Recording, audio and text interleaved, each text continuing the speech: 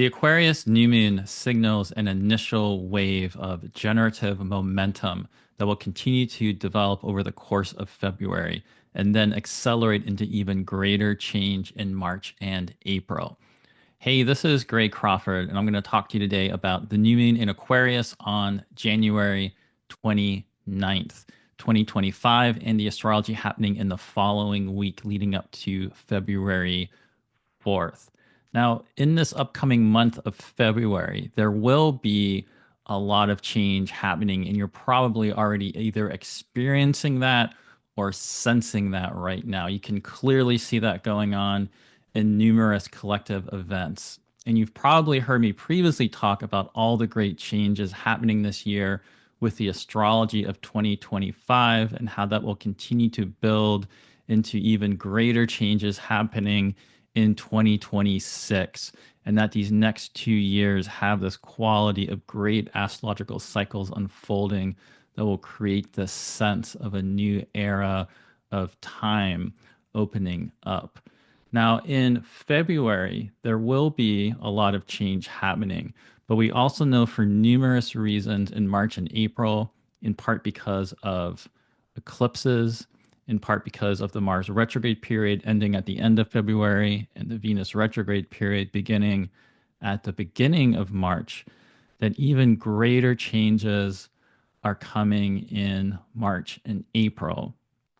But because of the way these astrological cycles work, there are aspects forming this week that are going to reconnect to our story later in April. And so the way things will continuing to be changing in the months ahead, and the way there might be some very dramatic twists and storylines coming later in April, we might already be getting some foreshadowing of that this week, or there might be initial storylines developing and things grabbing our attention, realizing certain areas or issues of our life really require our focus, and that these are going to be really crucial elements of our life story unfolding over the months ahead. So, we're going to talk about that today in this episode. If you're into astrology and working with cycles in astrology, you know that time isn't linear and that its non-linear quality is not unlike a spiral. That spiral quality of time and astrology is going to be very important to pay attention this week as we have one lunar cycle ending and a new lunar cycle beginning in Aquarius. The first reason I'm going to talk about is the planet Uranus.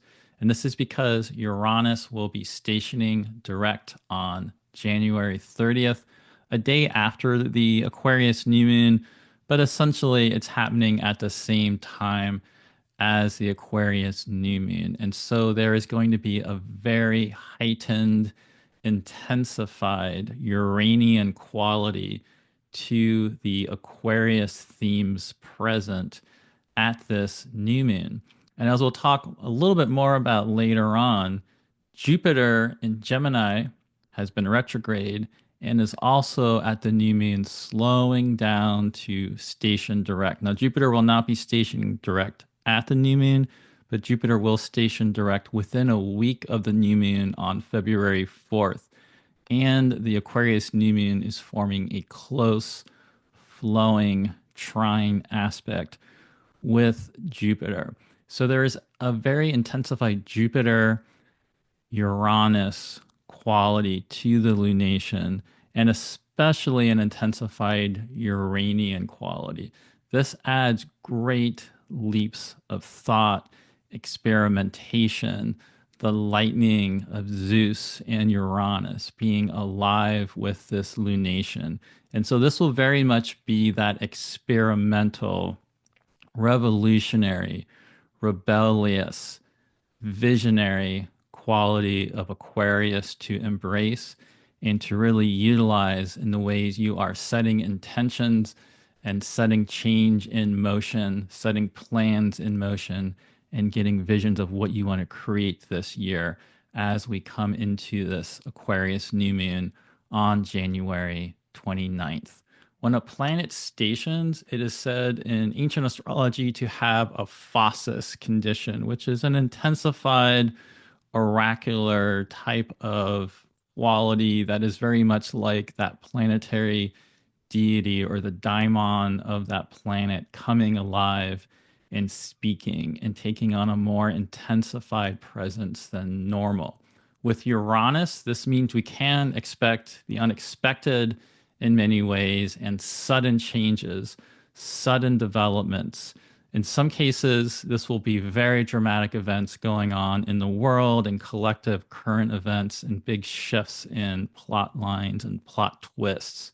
And in your personal life, you may have a dramatic event happening, but many people will not have some kind of unusually dramatic event happening. What can also happen with Uranus stationing, besides just a dramatic change in your personal life, is sometimes you can get a very important revelation. Something might just happen that makes you aware of some old pattern you have or some key insight about yourself or your relationships or whatever you're working on. And it somehow lights everything up, and suddenly everything changes with the way you've been thinking about whatever that is. And it can lead to very powerful solutions or at least much greater awareness of what some of the key issues are. The other thing with Uranus is that it's always, in my mind, best to follow your passion and whatever makes you most excited to be alive and most fulfilled and most self actualized. I find that Uranus tends to like it when we really embrace these things. And sometimes when things happen suddenly and everything changes in our life, and it might be really uncomfortable or very difficult, in fact, with how some of those experiences happen with Uranus, it also creates the possibility to go in a new direction. And sometimes we can end up ultimately following a more fulfilling creative direction with our life under the influence of big Uranus changes happening. And although this new moon in Aquarius is not going to make a really close aspect to Uranus, it will be forming a very wide catalyzing square aspect with Uranus. And as the moon is becoming visible in its cycle, Uranus will form a square aspect with the moon just as the moon is reaching its first crescent light. And so that is significant. But what's also significant is when we get the later full moon in Leo coming in mid-February, that full moon will be forming a catalyzing square aspect with Uranus. And so there's a whole Uranian quality really coming through pretty strongly in February. And like I mentioned, this is also going to be combined with Jupiter also stationing direct in the week following the new moon. And so that is one of the reasons why we can expect a big jolt of forward momentum to come in with this Aquarius new moon. But the reason that this week of astrology is especially connecting us to the much larger changes coming in March and April is due to Venus in her exaltation of Pisces, and in fact reaching her maximum degree of exaltation in the entire zodiac, that place in the zodiac where Venus is most elevated and lifted up with exalted attention and creative, sensual expression. Venus is moving away right now as I'm talking from a conjunction with Saturn in Pisces. It happened about a week ago on January 18th. And more recently, she just is moving away from a flowing trine aspect with Mars retrograde in Cancer and a harmonious, collaborative, very creative sextile aspect with Uranus in Taurus. Now, these aspects Venus is moving away from, especially the sextile with Uranus and the conjunction with Saturn, are very important because she will be forming two more of these exact same aspects with Uranus and Saturn in April. Once she stations retrograde in the beginning of March and she comes back to Pisces, she'll move through a sextile with Uranus and another conjunction with Saturn, and then she'll station direct and move forward through another conjunction with Saturn and another sextile with Uranus. In addition, this week she'll be moving through a conjunction with Neptune, and she will also be making two more of those in April and actually at the end of March and the beginning of May. And so there are again, these much larger changes coming with Venus that we are only right now barely beginning to get a sense of. But because Venus in Pisces is very intuitive, you may already be getting a sense of some of the big dramatic changes that will be coming in your life with the Venus retrograde later in March. One of those reasons is that Venus has already passed her point of maximum elongation as an evening star.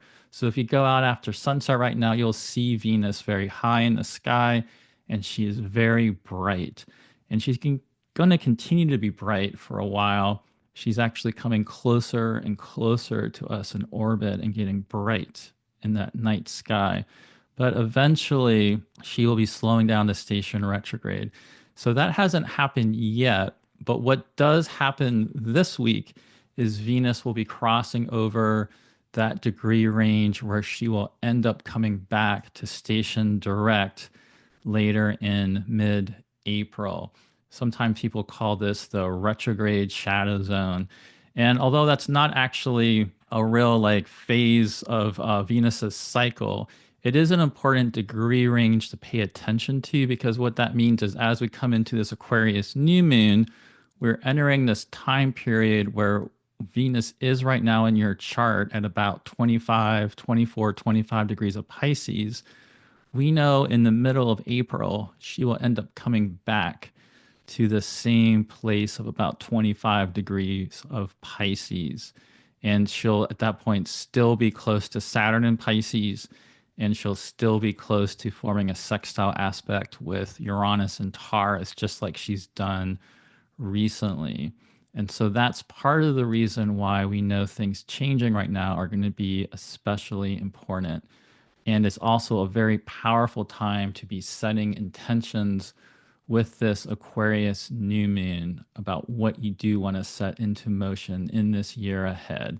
Now, because it is an Aquarius new moon, there's going to be something very mental, intellectual, visionary about the quality of insight you might be experiencing. And Aquarius does give us this wide ranging ability with our mind to move backwards and forward and give a much larger, sort of in a way, eagle eyed view of the terrain and where we've been and where we're going. And so I hope that can open up for you this week at this new moon, and you get a much stronger sense of what you really want to focus your work on in this year ahead to really take advantage of the way things are going to be changing. Because although there's going to be things changing that are going to be upsetting in world events, because things will be changing so much, it's going to open up possibilities for great personal change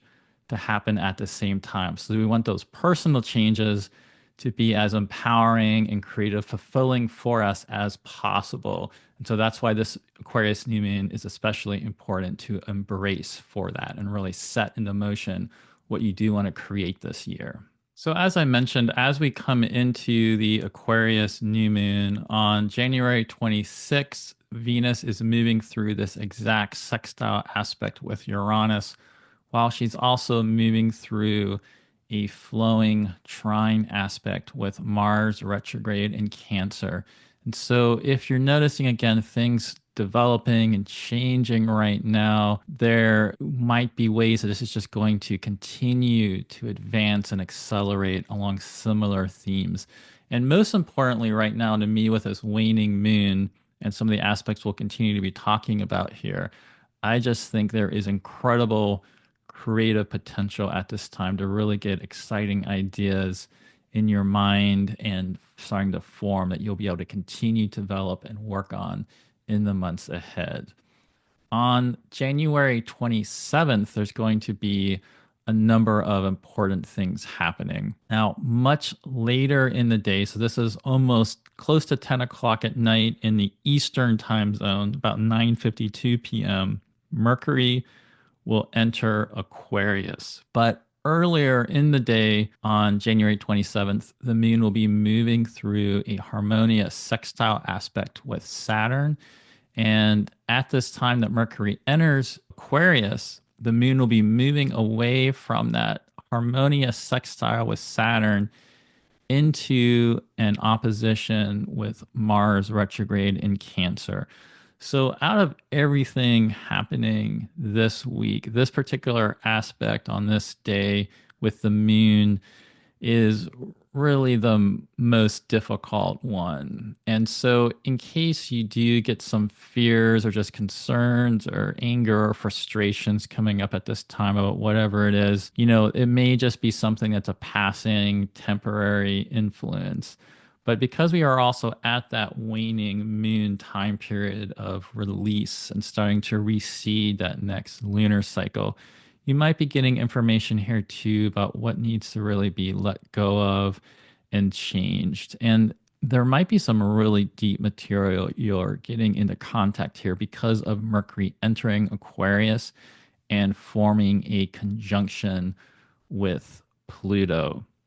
Now, that Mercury conjunction with Pluto will continue to get closer and closer as the moon on January 28th moves into a sextile with Venus and a trine with Uranus, as Uranus is stationing at the same time. And so that's why whatever does come up with that opposition between the moon and Mars, for most people, it's not going to really be that big of a deal.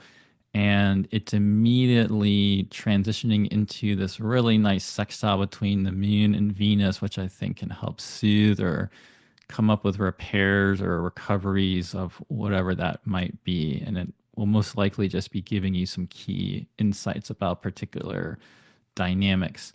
But again, because the Mercury is applying closely to Pluto, this is going to end up being a very powerful influence, especially once the moon enters Aquarius later on January 28th. And we will experience this conjunction between the moon, Mercury, and Pluto in between 1 and 2 degrees of Aquarius as we're coming to the very, very end of this lunar cycle. Now, Mercury at this point of Mercury's cycle is in the underworld, entering this period of combustion, of moving really fast into the sun. And so Mercury cannot be seen anymore.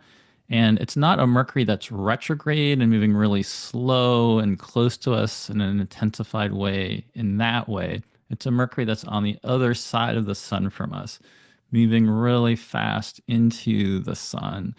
And that quality of Mercury being there with the moon at the end of its lunar cycle and Pluto being right there, this is definitely giving us some very powerful insight into the hidden realm and issues going on underneath the surface. They're very well in the world events. There'll be a lot of like backroom secret deals going on and hidden communications and that sort of thing.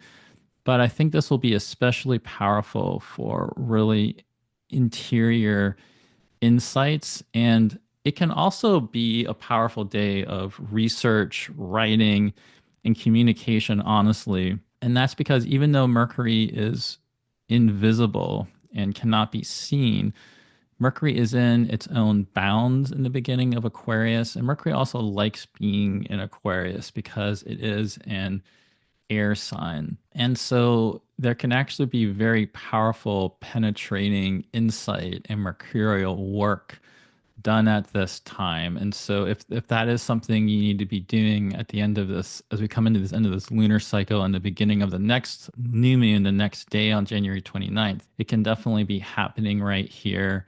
And that can actually be productive to be working on. And you might get some very important insights about whatever it is you have been working on with writing, research, or any other types of mental activities and projects you've been engaging with. That conjunction between Mercury and Pluto will then occur on January 29th, just before the new moon in Aquarius happens on January 29th.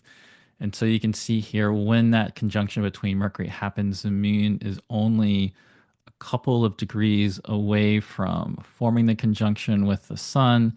And then we will have the new moon in Aquarius at about 7:30 in the morning on Wednesday, January 29th in the Eastern time zone. This will vary from place to place on January 29th. But as I mentioned earlier, I really like this new moon due to that close applying trine aspect with Jupiter. And as I mentioned, Jupiter is beginning to station direct here. And so starting to recover from the retrograde and starting to create the sense of big forward movement coming. And because Uranus is, in fact, stationing direct here at this new moon, and like I said, at the same time, Uranus is stationing direct, the moon in Aquarius is moving through a square aspect with Uranus as the moon is reaching its first light. So that first waxing crescent light of the cycle is coming in as the moon moves across this catalyzing square aspect with Uranus. So this just creates this spark of revelation and liberating thoughts and visionary potential ideas. It can be actually a very exciting time to be starting to launch into whatever it is that you've been wanting to work on and develop more. Now, because the new moon is in Aquarius, in addition to that experimental, unconventional, visionary side of Aquarius that will be very accentuated due to Uranus stationing and Jupiter starting to station. There's also always that side of Aquarius who goes with the person that pulls away or withdraws from society and turns away from popular trends and mainstream motivations and goes into their own inner realm of interest and ideas and passions and things that they are really interested in that may not fit into the conventions and just what's popular going on around them. Aquarius does involve the archetype of the exile and the hermit, among other forms of Aquarius that we know are out there. That is one of them. And I do think there's something about concern about what's going on in the world that could show up in a couple of ways. I think in some ways, many of us with all these aspects going on are going to very much feel compelled to engage with different movements and alliances and try to collaborate with people that can really work on protecting loved ones and protecting issues of concern that we might feel are being threatened. That's definitely one way that this can show up, is actually trying to engage social issues of change in the world. I also think there's another side of it that we also might feel really compelled to go into some inner realms within ourselves of creativity and vision and pull away from things going on in the world that are distracting us in terms of creating fear or anxieties that are not productive in terms of the personal work that we really want to work on. And so there also might be an Aquarius Saturn thing going on where we want to put up some protective walls and create some safe containers of collaboration and creativity and creative expression to really hone in and focus on what we really want to create. And what we really want to create and work on at this time can be extremely beautiful, imaginative, and otherworldly. And that's because as we get to the beginning of this lunar cycle, Venus is at her maximum degree of exaltation, and she is coming into a conjunction with Neptune in Pisces, as well as the north node of the moon in Pisces. And this conjunction between Venus and Neptune is very important because she will have two more of them later on in the next couple of months. So after she goes retrograde in the beginning of March, she will come back and form another conjunction with Neptune towards the end of March while she's retrograde at the very, very end of Pisces. Basically, as soon as she moves backwards from being in Aries to Pisces, she'll form a conjunction with Neptune. And that'll happen just before Neptune moves from Pisces, where Neptune's been since 2011, basically, into Aries on March 30th. And then after Venus stations direct, she'll come forward again and form a third conjunction with Neptune. But when she does that in the beginning of May, Neptune's going to be in Aries then. So what that means is we are going to be experiencing the last two conjunctions between Venus and Neptune in our lifetimes over the next couple of months. And this one coming on February 1st will be the last time we have Venus moving direct and bright and visible as an evening star, forming a conjunction with Neptune. And amazingly, it will be happening at the same time she's forming a conjunction with the north node of the moon. So, this Venus Neptune north node combination, on one hand, sure, it can be full of illusion. And we're going to certainly see many people in the world operating under great illusion and idealism that they are very self righteous about and blinded by, or overly ambitious in this very material way of consumption and great hunger and ambition.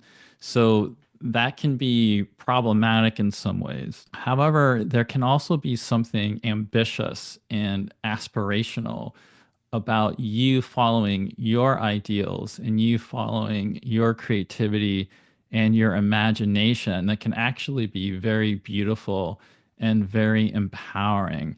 And you can find ways to ground this into focused action.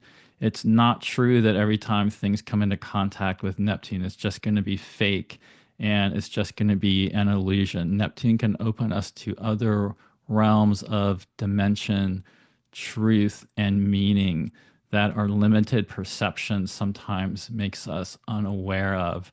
And we get trapped in this sense of sort of Saturnine reality that we think is the way things are, but we actually are operating under a massive illusion. So sometimes the Neptune contact with Venus and the North Node in this situation, it could take us through some type of disillusionment also. But in the end, it can be the kind of thing that can hopefully help open us up to greater truth and awakening and understanding about what really is going on. And most importantly, like I said, this can just be a great time of creativity.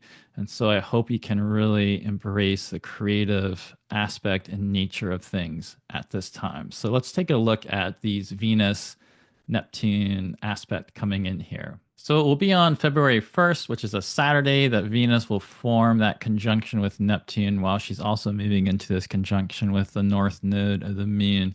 And there is this amazing additional alignment of the moon at the beginning of her lunar cycle, also applying to Neptune and Venus and her own north node. So this has just an extreme quality of wishing upon a star. And there can certainly be, like as I mentioned, we can all imagine a misguided, delusionary type of fool's quest here.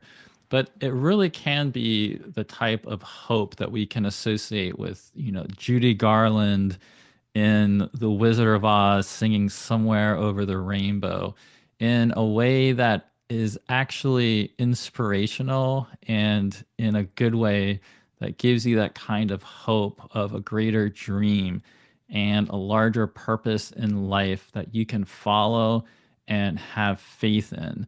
We all need that at this time. We need to have this hope of a better tomorrow and feel that force of love and creativity in our life. So if you can find your way into focusing on love and creativity and imagination at this time, I think that's going to be the best way to work with this. And as I mentioned, what's going on here, it's not just Uranus stationing direct, which would have already happened a few days, couple of days before this, as this Venus Neptune conjunction is forming in Pisces, in that watery, imaginative, devotional sign of Jupiter. Jupiter is stationing direct at the same time. And so there's this intensified Jupiterian quality that we're going to talk a little bit more about here in just a moment. But before I do that, the reason this Venus Neptune conjunction is so important, and in fact, I made an entire video about this recently that you can check out on my channel here.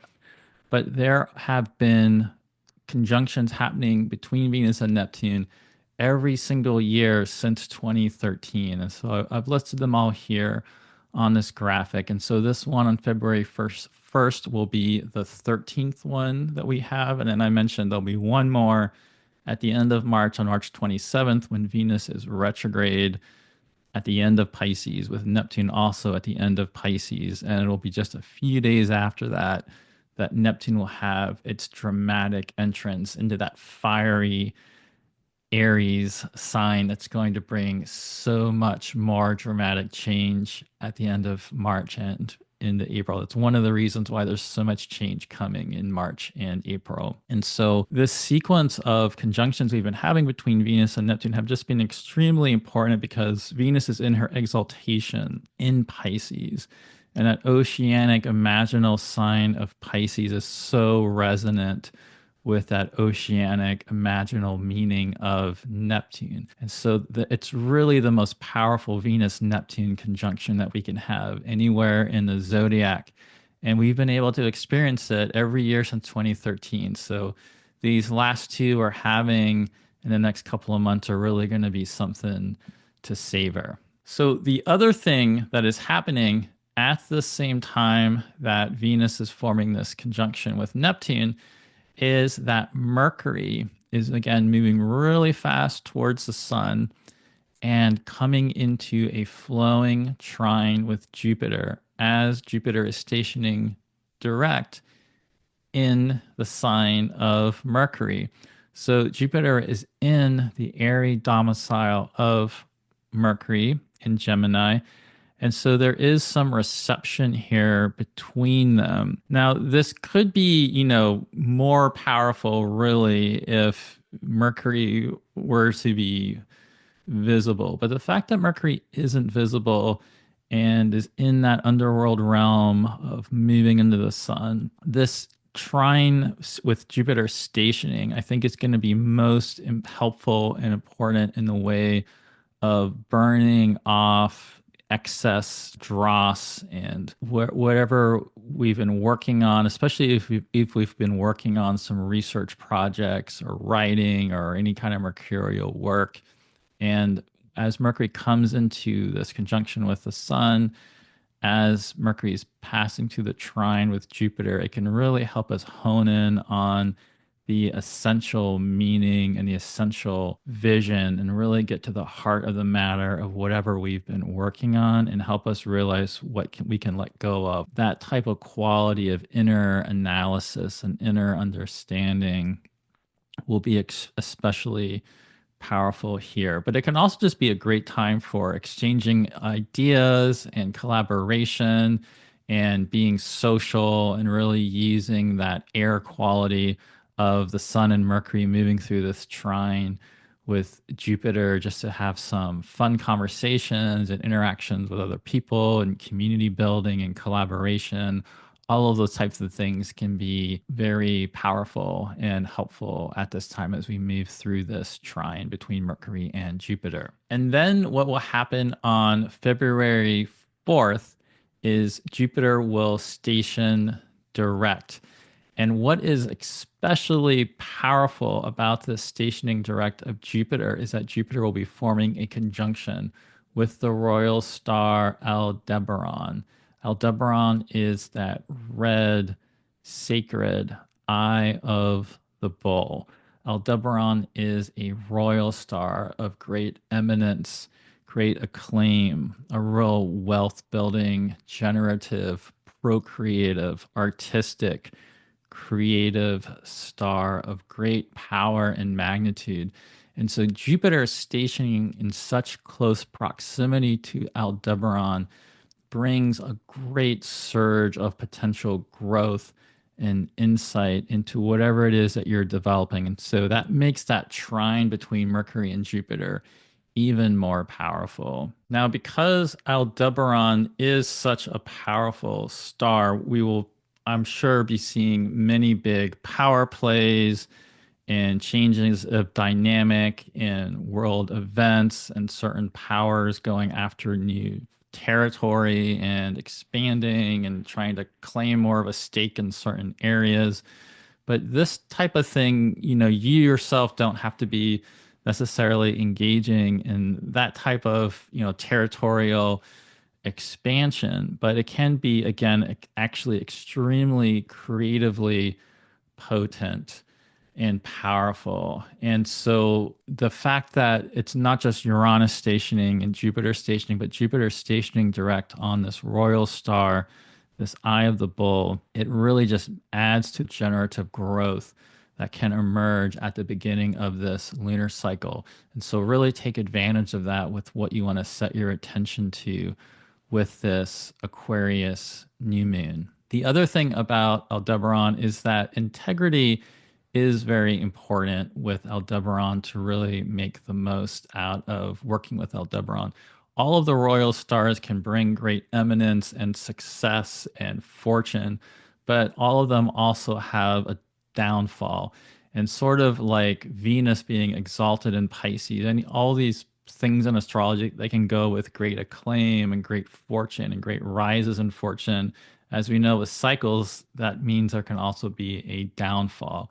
And so with Aldebaran, one of the main issues is integrity. And it's important with Aldebaran, if you're being tested in some way, to stay within your integrity and don't get dragged down into some kind of needless conflict about whatever it is. And so you might need to stand up for yourself in a way of standing in your own integrity. And this also means that it will be important to be setting goals and doing work that are authentic to you and aligned with your integrity and values. And the more you commit to doing that, and the more you discern what is out of your integrity and draw away from that, the more powerfully effective this stationing of Jupiter on Aldebaran will be for you. And then the last aspect of the week is actually a pretty dramatic one that I want to talk about, and that is the entrance of Venus into Aries on February 4th. So there will be a lot more to say about Venus in Aries in subsequent episodes on my channel here. But as we come to the end of this week following the new moon, Venus entering Aries really dramatically changes the expression and quality of Venus that we will be experiencing. When she is in Pisces, she is in this watery, inwardly, devoted, sensual, imaginative sign that can lack some boundaries and be open to many different influences and mixing all these different types of styles and really getting a sense of our inner desire and having, again, this exalted expression and ability to garner and gather exalted acclaim. She's very much elevated. Whereas in Aries, she has this inversion of being in the opposite sign from her home of Libra. So Libra is her airy, externally directed diurnal domicile. She is at home in Libra, When Venus is in Libra, we just get this very direct expression of Venus, and it's that more airy, intellectual, social, harmonizing quality of Venus, especially that comes out when she's in Libra. Whereas in Aries, she is in the opposite place. So she is as far away from her home in Libra as she can be. And so Venus and Aries can actually be quite powerful and do a lot. You will see many people in the world that have Venus and Aries that are known for doing Venus things with style, beauty, music, creativity, and are not only successful, but actually legends in their field. So you can do a lot with Venus and Aries, but it's putting Venus in a sign that is ruled by Mars, that exalts the sun, and that is fiery and fast and can be competitive sometimes. I mean, Aries does like to jump out and be first a lot of times and really create movement. One of the things that's a big difference between these two is Pisces is going to be going a little bit slower and Aries moves fast. And so Venus entering Aries is going to pick up the pace of things, start things moving a lot faster. But what's also going on here is she's going to start slowing down. So a month later, in the beginning of March, she's actually going to go retrograde in Aries. And we're going to end up having a very unusual long period of time of Venus being in Aries. She'll be in Aries, then all the way towards the end of March, she'll go back into Pisces, and then she'll come back into Aries for another extended period of time later in the year. So there's all sorts of stories that will continue to be being sparked here that are going to just deepen into further developments once Venus ends up going retrograde. So that's just something that I'd really advise you to pay attention to here. One thing though too about Venus in Aries, when planets are in signs that are their opposite signs, so Venus being in Aries instead of Libra, this is also true about Venus being in Scorpio instead of being in Taurus. One thing that does open up is real countercultural potential and abilities to really find success by really following the beat of your own drummer, really following what's important to you, following that heart centered integrity, whatever's most important to you. And it may not be what the most popular style is, it may not be the thing everybody else is doing. It's what's important to you. And that type of quality can really come out with placements like Venus and Aries. And so with her in this fiery sign, we can feel a sense of courage and emboldenedness to really go after things that are more off the beaten path, or resisting, protesting things, being rebellious against things that we don't like that's going on in the world and wanting to create change, but also just doing something different. And so there's actually an interesting quality there that's actually similar to Aquarius. And in fact, the sun in Aquarius is in its opposite sign. The sun has the inversion of being in the opposite sign from its home sign of Leo when the sun's in Aquarius. So this combination of sun in Aquarius, Venus in Aries, and this new moon in Aquarius, that just further amplifies this theme of the new moon of really following your own passion and following what's most important to you, even if it's not what everybody else is doing, even if it's not what people tell you that you're supposed to be doing, and whatever the mainstream consensus conditioning that we're all just expected to do says this is what you're supposed to do. And that type of quality of following your real true passion and the heart of what's most important to you is the type of quality that is going to really help all of us with the great changes coming in 2025 and 2026. And so that's definitely a really key message to embrace here with this Aquarius new moon and what happens the following week, including Venus then moving from Pisces into Aries. I have a course I recently launched that's going to begin on February 23rd and will go until March 23rd. That's all about the Saturn and Neptune cycle, but it's also going to have a whole part of this course focused on the Venus retrograde that's going to be coming in Aries and Pisces and how that is intersecting and activating the Saturn and Neptune cycle happening. This course is called Triton's Cave. It's going to give you information about the Saturn and Neptune cycle that's coming to an end right now, about the movement of Neptune and Saturn from Pisces into Aries and how that will impact you personally. I'm going to be sharing content in these courses that go into the astrology and the cycles, as well as the mythology and creative ways for you to work with it, and also have it be a space where people in the course can share about their own experiences and get more in touch with how all this great change of astrology is going to be impacting them in March and April, but also how that extends out into the much larger changes coming in 2025 and 2026. And so I'd love it if you check this course out. I'll put a link below in the description so you can read more about it.